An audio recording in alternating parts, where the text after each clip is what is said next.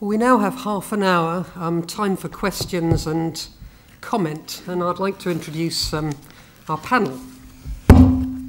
David Boulton, whom you saw in the film, is a former documentary filmmaker and head of news and current affairs at Granada Television, now a Quaker and author of Objection Overruled, and I think you have a leaflet in your pack about this, which the Observer described as destined to become the classic account of the men who fought for the right to say no to war.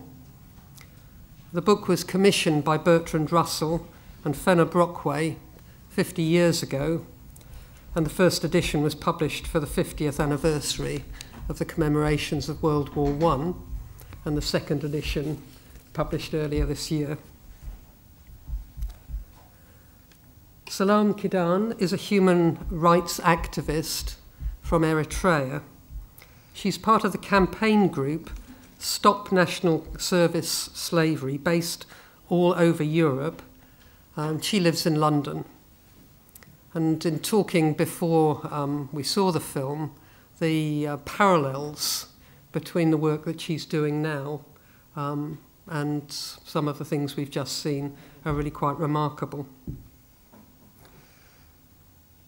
Owen Everett, on my right, is the only one at this table, I believe, who can claim to have been born and bred in Watford and to have grown up in Watford's Quaker meeting. Owen's a modern history graduate, now living in South London and employed by a small organisation called ForcesWatch as their education campaign worker, facilitating debate about and exploring alternatives to the way that the modern armed services, armed forces, are presented to young people, especially in secondary schools and colleges. And Simon Colbeck, whom we have seen a little of so far, was born in a military hospital in Aldershot because his dad was a career soldier. But he's lived in or near Watford for most of his life. He's a member of Watford Quaker Meeting and has been a social worker with children and families for many years. And he's always had a keen amateur interest in social history. So, our panel. And we've got, I'm hoping, still half an hour, have we? Okay. What I'd like to do to start off with is to ask our three panellists here for a quick, immediate response to the film before turning it over to you for questions and comments. David. Well, I suppose we don't want to be too self-congratulatory, but I had nothing whatever to do with the making of the film, so I can say, as someone who spent his life in making documentary films, I want to congratulate Chris and Simon for a very, very well researched and made film. Looks very good, it sounds very good, the narrative is very clear, and I think it's a tremendous piece of work.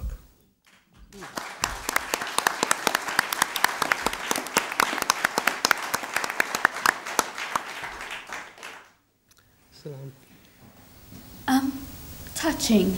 It's a very touching film, and it did touch me in more ways than one, and of course the parallels are there with what's going on in our world today, but also the poignancy of the fact that we're nowhere near the world that was envisioned by these men, and how much work we have got to do to make that vision a reality. And the responsibility on all of us. Thank you.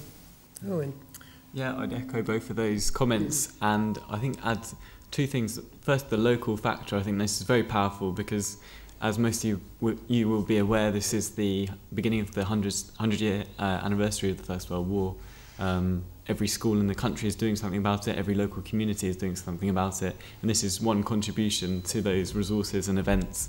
But the fact that it's local, I think, is really exciting, and I really hope that schools take it up as a resource. And I know that the team are going to go into some local schools and give workshops, and again, that feeds into the great sort of current relevance and importance of this issue. You know, conscientious objection hasn't gone away, and hopefully in this discussion we'll look a bit at what it means today, what it looks like today. Thank you. I thought we might divide questions and comments into two, depending on what you want to ask or say. First, to look at the film itself and the historical side of it and the issues raised there. And then second, the legacy issues. And I think our panellists have already alluded to a number of the issues that could come up. So, who has a question? Yes.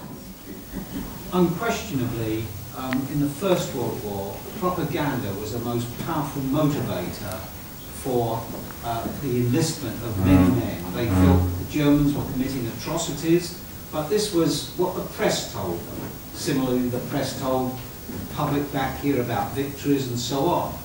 Today, however, we can see for ourselves the very atrocities which are being committed in various theatres of war, particularly at the moment by IS.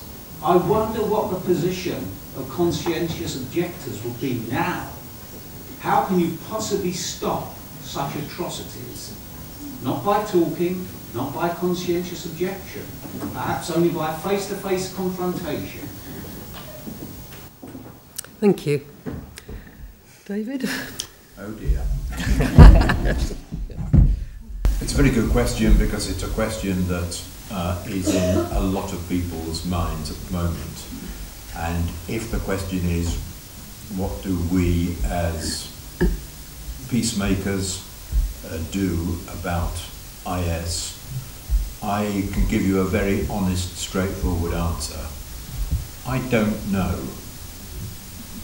I really don't know how we face atrocity on that scale, though all war is atrocity, and everyone, every nation that takes part in war takes part in atrocities. The Germans did perpetrate atrocities in the First World War and very early in the First World War, and so did we. And so did we in the Second World War, and so does every nation that participates in war. What I'm certain about is that whatever action is taken to try and prevent the growth of IS and movements like it, the last people in the world who should be trying to put things right there are those who were responsible for creating those problems in the first place. There's a link here with the First World War. We and our allies were the countries that drew the maps of that part of the world, who created those nations, who worked hard to put in the leaders of those nations who were favourable to us and our interests. Now in that part of the world, those who live there, those who don't believe that the West has a right to inflict its own values and prejudices on them, are working to redraw the lines. They're working in ways that we find utterly abhorrent and appalling. I believe that something must be done. I don't know what that something is. Can I come in there? I mean, I think the response that we so often have to the realization, to the sort of horror of, well, something must be done, but we don't know what it is. Too often, the response ends up being, because we don't know what to do, we bomb, we kill. And that so seldom resolves anything.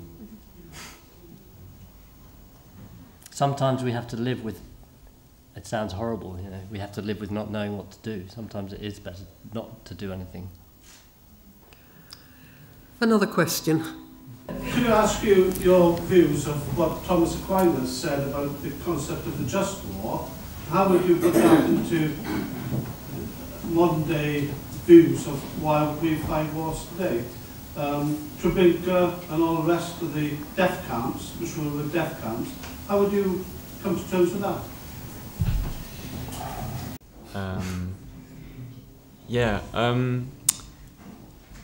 I think in a way the answer is similar to the first question, and these are huge debates which we're not going to resolve this evening.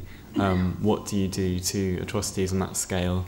Again, as David points out, every atrocity has a history, and often that stems from a prior terrible decision. And we can see, we can trace the roots of extremism in Nazi Germany as we can in every case. Kind of the angle I'd like to respond to this, though, actually is introducing a bit of my own work, which looks at this military engagement, as it's referred to by the Ministry of Defence, with young people in the UK.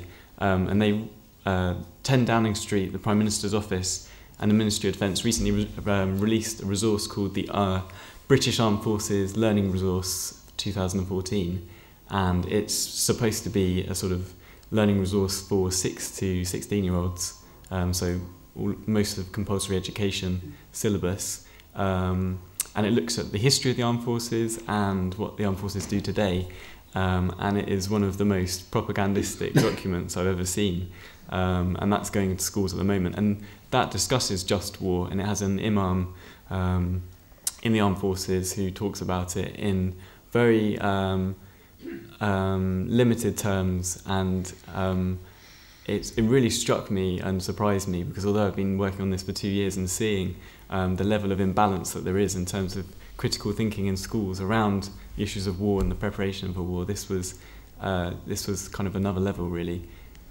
So just war as a concept, if it's being looked at in the way that resource would have it, which is very simplistic, whilst recognising, fortunately, the Imam does recognise that all war is a tragedy, so there's something there. But I think it's a debate that needs to go much further, and as I said, I don't think we can resolve it this evening. But I really hope that young people are thinking very critically about something like that, and this film, shows a real alternative, and if only more people were given the opportunity to consider that stance and know about it, then I think many atrocities would be avoided.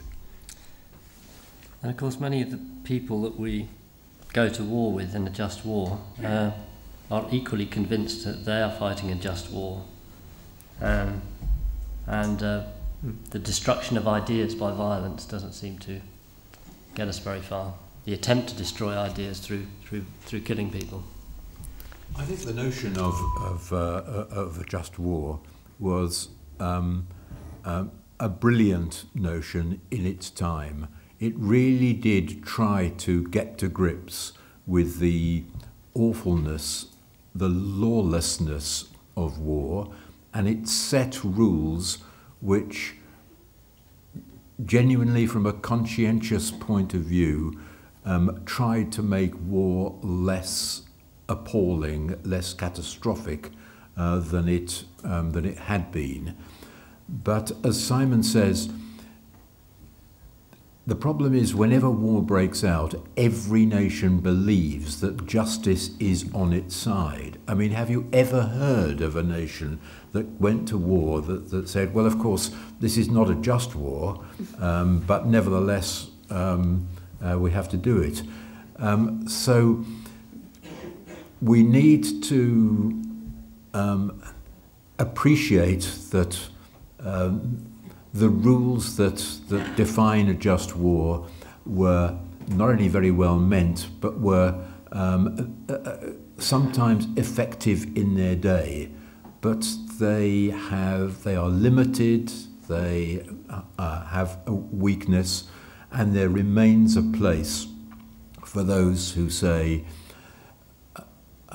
I will not fight in any circumstances. Selam. Well, I suppose what the just war theory or that discussion misses often is the perspectives of the victims on both sides, and just for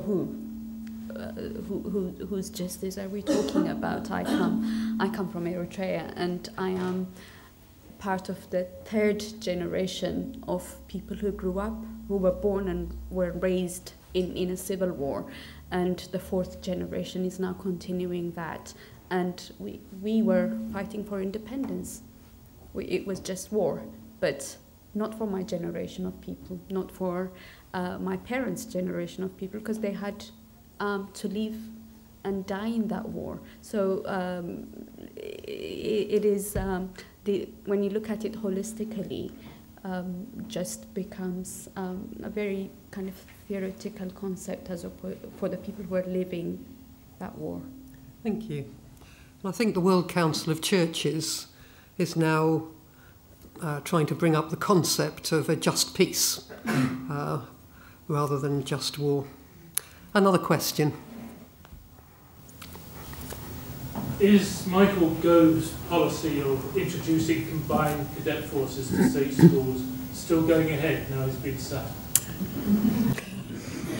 It's a good question. So for those of you who aren't familiar with the Military Ethos in Schools programme, that was a sort of brainchild of Michael Gove and various right-wing think tanks based on models in the US. And the idea was basically where there is behavioural issue and low attainment in schools, particularly so-called inner-city state schools, there was a need for a solution, and the idea was that by promoting a military ethos, which is the sort of key skills attributed to the military, such as teamwork and leadership, that those pupils could be raised up, basically. And so various schemes, such as troops to teachers, getting military veterans fast-tracked into teaching jobs, the expansion of the combined cadet force, which traditionally has been in private schools, into English state schools, particularly disadvantaged state schools, and various other initiatives was kind of introduced a couple of years ago. And yes, it is still going ahead.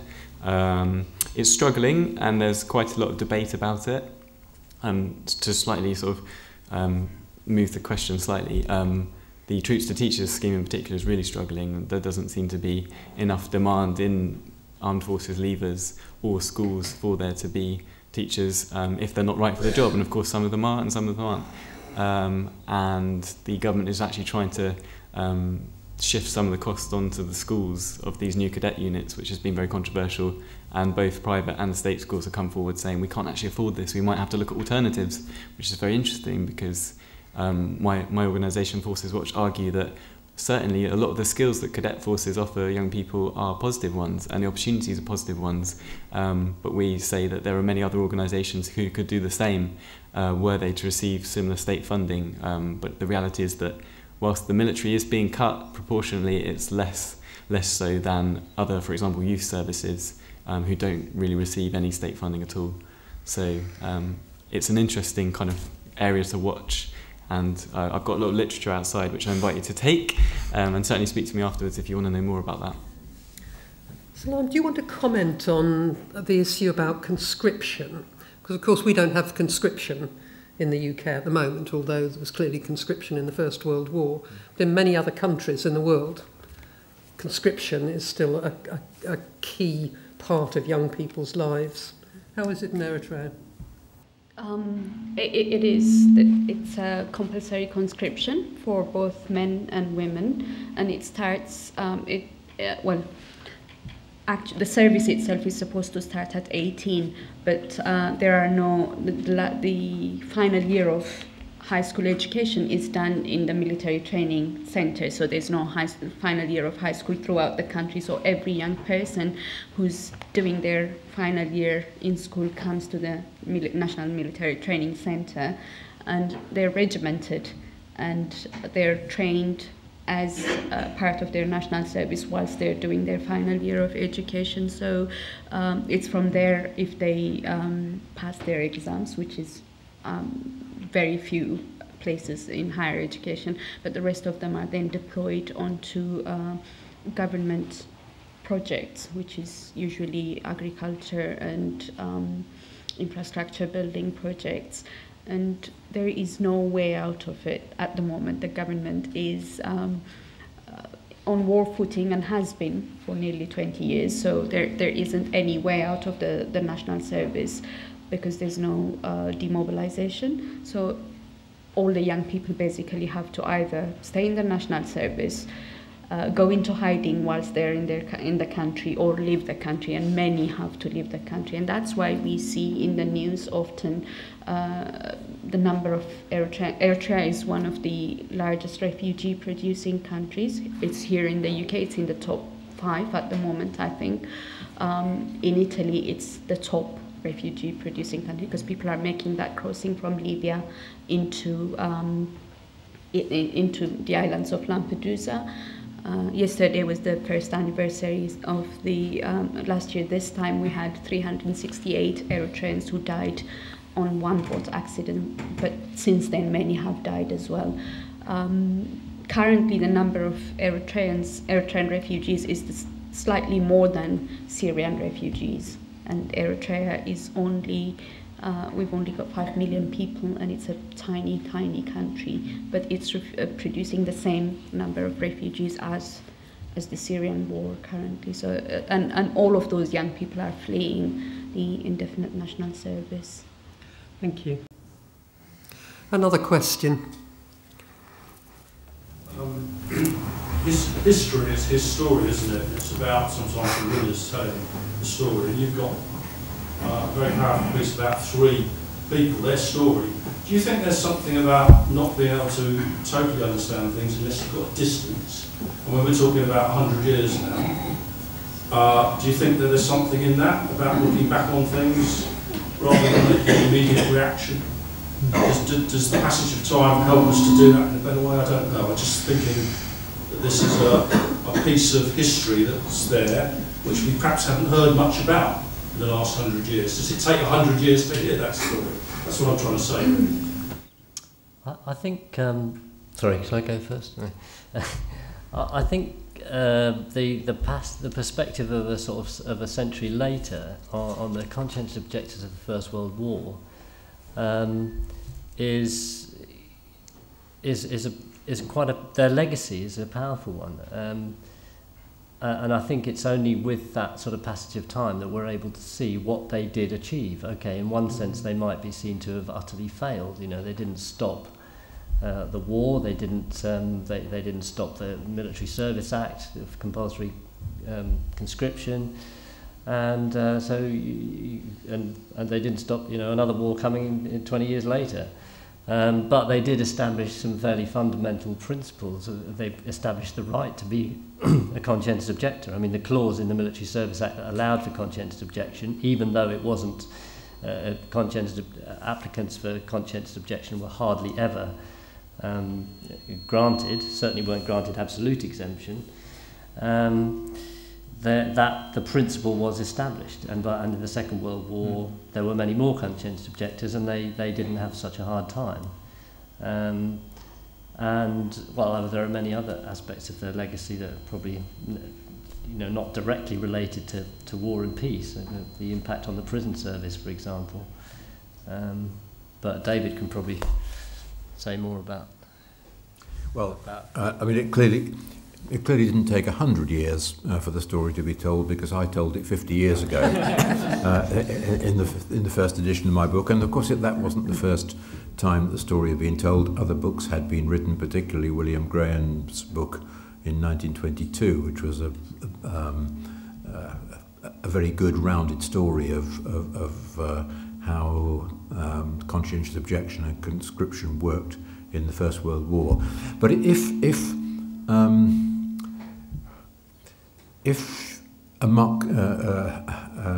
a visitor from Mars arrived in this country, a pacifist visitor from Mars, who wanted to do some research on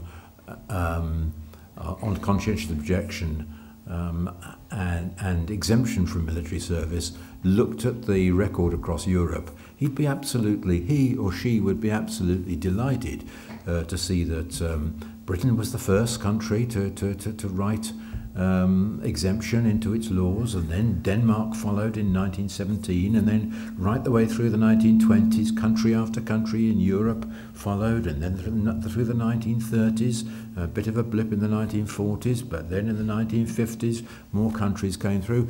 The whole of the EU is in favour of exemption for conscientious objectors, so is the United Nations, but none of these countries actually carry out what is in their statutes when it comes to a crunch, any more than we did in 1916. We got the conscientious exemption into the statute book. Absolutely fantastic. The No Conscription Fellowship was absolutely jubilant and delighted for about 3 days before they saw that it was one thing to have it in the statute book, another thing to actually make it work. So one of the things we have to do is to try and impress upon countries, our own country and other countries, that it's not enough just to have it in the statute book, that if it's going to mean anything, then it's got to be fully applied. Thank you. Another question. Son. Thank you. Excuse me. Thank you very much. It was great to see the film, especially having been aware for a long time that Simon and others were working on it. I think it's interesting we talk about conscientious objection in World War I, because I think it's important to remember the First World War peace movement was bigger than just the COs. There were a lot of women pacifists. There were a lot of pacifists who were too old to be conscripted, and the peace movement was bigger. And looking at Howard Martin, one of the interesting things he says in his interviews and in his sadly unpublished memoirs is that he wasn't just objecting to killing, he was objecting to militarism.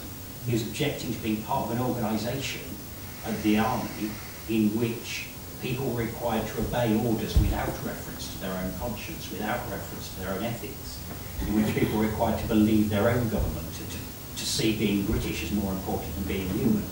And we still have all these problems with militarism today.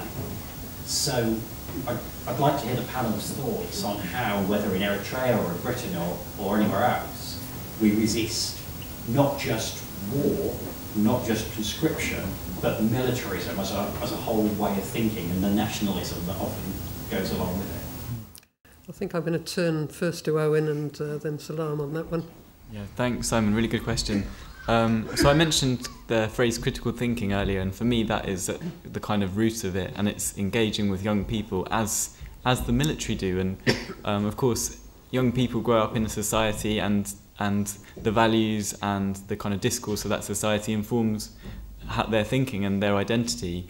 And as it stands, whilst we haven't had conscription here since 1960, we are quite a militarised society in different ways from other countries. So it might not be that we don't have sort of armed soldiers on the streets usually, but we do have an education system which, as my organisation is very aware, has a very strong influence of the military in it. 11,000 schools are visited each year by the armed forces for things like presentations and careers events. There's this expansion of a military ethos in state schools in England, and then things like military toys, video games, recruitment adverts on all the media. So young people do grow up, and that's a very concerted policy from the government, with the idea that the military option is one that has to be absolutely normalised, that we have to have a military, we can't do without it, and that often that is the best option, the thing to turn to. And it's very hard for young people to conceive of an alternative and to criticise it, because it's actually become controversial to criticise and question the military, and the government promotes individuals in the armed forces, perhaps rightly, and at the same time the wars are unpopular, so there's a kind of a tension there, and lots of initiatives going on to inform young people's thinking. So I think really engaging with young people, things like this film, things like the resources that my organisation produces, trying to get more of a balance in schools, so where the armed forces go in, where the army, for example, might give a career talk, I feel there should be someone else giving another point of view, or at minimum a resource that enables teachers to facilitate a really good discussion. Okay, so they've talked about what the army did in Iraq, but what about this, you know, and make sure that people aren't just hearing one side of the story, basically.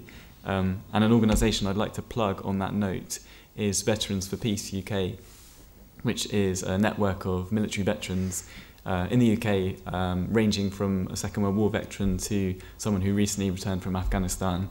And these are a group of mostly men, but not exclusively, who have experienced war and can then speak with an authenticity that most of us can't, probably in this room, on that the horror of war and the preparation for it. So I think supporting organisations like those as well is a really important thing we can do. Thank you. Can I come back on something then? Okay. The military might go and give talks into schools, but so do other institutions. And are you seriously suggesting the government fund these games, these video games? Nothing to do with the government. That's actually not true. The military have had input into some military-style video games. They've used them in recruitment, such as the Start Thinking Soldier recruitment campaign, which some of you might remember from a few years ago, where you watched it on TV and then you were guided to go on to play the game online, and that was targeting actually young people, too young to even join the army. And I should note that in the UK you can join the armed forces at 16, uniquely in the European Union, and we're one of only 19 countries in the world that still recruits 16-year-olds. And they also use it in training when you join the armed forces, so there very much is a link there. If they were really behind and had made all these computer games that kids just love to have, we wouldn't have a national debt. These are private companies making these things. I'm not saying that.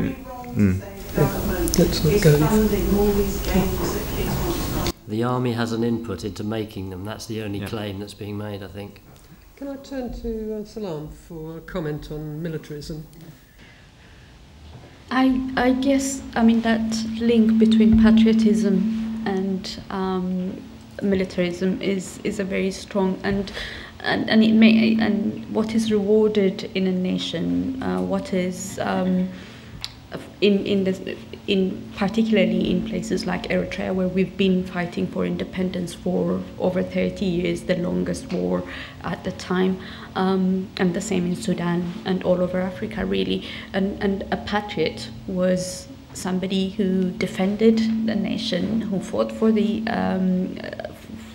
the independence, and there was no other way of expressing your love and your commitment to your country, and that has actually become our downfall as an independent nation, because people have no way of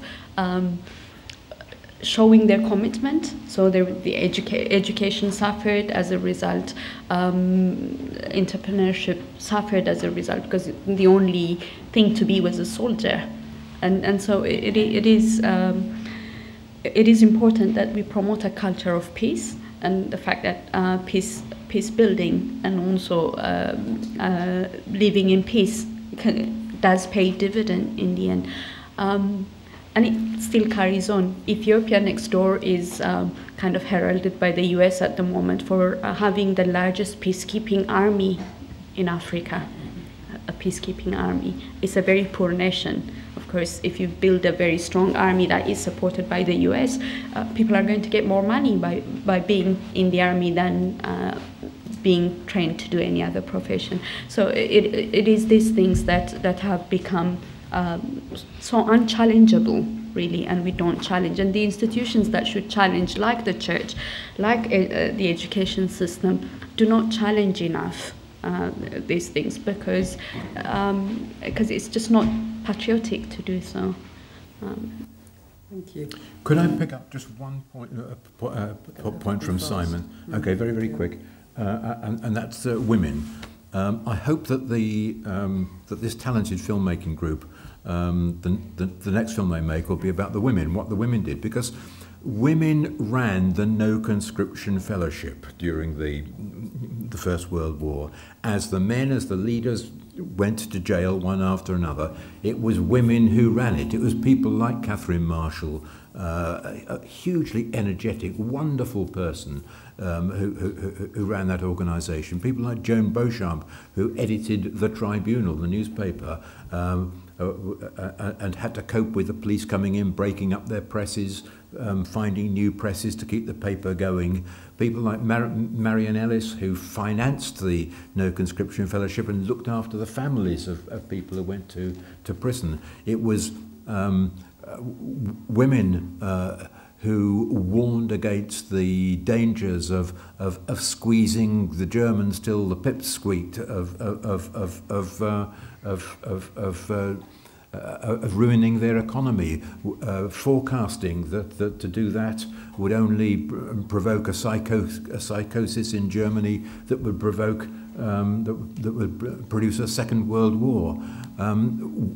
The role of women, which I completely ignored in the first edition of my book. I was bullied by certain people into researching and adding to the second edition. It's hugely important.